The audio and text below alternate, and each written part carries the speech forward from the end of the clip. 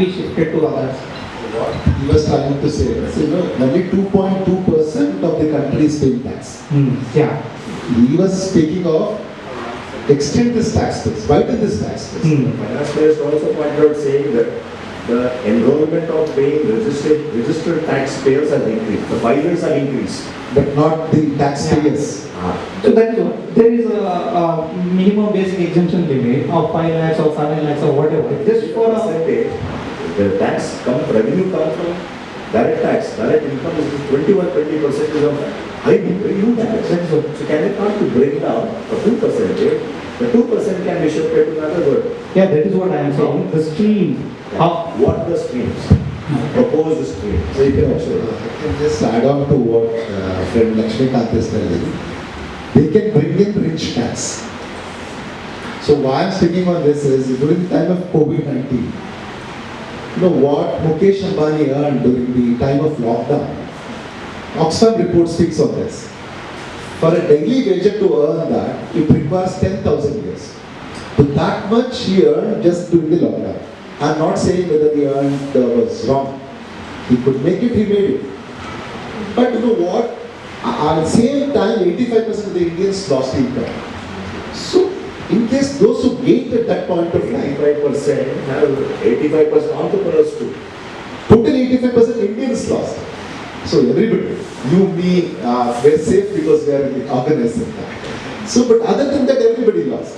So what should be done is probably, as you were rightly pointing it out, reduce the tax for these people who are honestly paying. Even before the budget presentation, generally 2023 also, huge acknowledgement for given by the Liberal. So that's what I was telling. Before that, I was on the media and they asked me in the channel, what is that you expect for the middle class? I said, all this 1, 2, 3, we may expect, but finally, if at all, if you don't get it, she may say thank you, honest taxpayer. That's what she did. But here, the issue is not that. The issue is, in case you can reduce 1 or 2%, which you said, and widen the tax base, and to that 2%, you can ask them, above 50 crores or above minimum number of whatever the amount which the government feels it, you please pay assess or surcharge of these funds. That much will be manageable. I think to you, sir. Now, with regard to the burden reduction of the percentage, there is a new regime and the old regime. Yeah. Now, all our friends as well as my students are here because very shortly they go for a job and they will have a point of question saying that should I choose an option of old regime or the new regime? If old regime stays. That is also prime. The government intention is to remove the old regime. Yeah. People like orthodox investors like us, and so many other here also. What about I would say it's not about the investment. Let's say I want to buy a home for which they are incentivized this tax. Yeah. Okay. So the main difference in old regime and new regime is a new regime comes with lower tax rates and it does not allow a certain investment that you have made already. Alternatively, on contrast, the new old regime allows you normal deductions or normal expenditures that you have made. Let's say you paid your kids' fees, or you bought a house and you paid an interest on it, or you paid a housing loan interest repayment. So those you are staying at a rented house and you are paying the rent, which are essential for the living to make.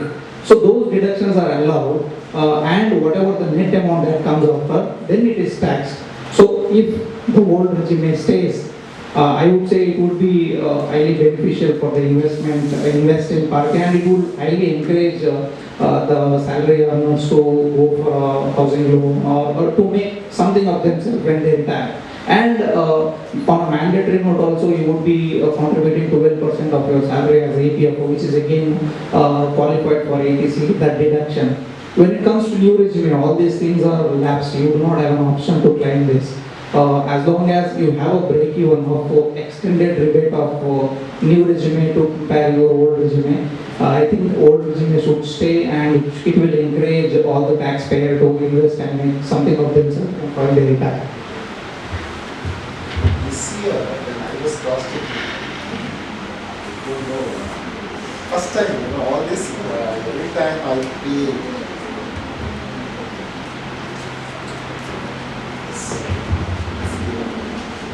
Every time, I just calculate it in both and try to, always I use the old tax regime because I had the EMI, I had the loan on my house. So, but this time, calculated the same, though interest rate also I paid is beyond 2 lakh rupees. But even then, 7,000 was the savings in the new tax regime. Yeah, that is what, sir. Now it has been extended. Extended so that The rebate has we all been come extended. towards this side. Then maybe you will remove. They will remove. That is the catch there. Yeah. This time I paid in the new tax regime going for that 7,000 incentive. You have a cross verification and you have the better benefits. So, And then you next year or rather next year, and within 2 years it will go. No, but in the new resume, the other side effects are that people will not be encouraged to go for housing loans. Number one. Number two is savings. What they're compulsory doing savings, that will not be there. Yes. Or even health insurance, whatever they're taking, they may neglect. So these are the other side effects of the Correct. new resume. That is adding a weight in India. That is what my point is. In India, I would say the people who are employed, while they are retiring, let's say before to 5 years, they would be left with one car, one vehicle, EMI paid off. No, but the recent government economic surveys, if you see from past 3-4 years, all these years we were a savings-oriented economy. That's how me, Abhinandan, you, he and his daughter. But now it is towards the expenditure economy. This is what economic survey is telling. It is telling, don't concentrate on savings. Concentrate on your Spending. expending. Used to say that we are westernizing our culture.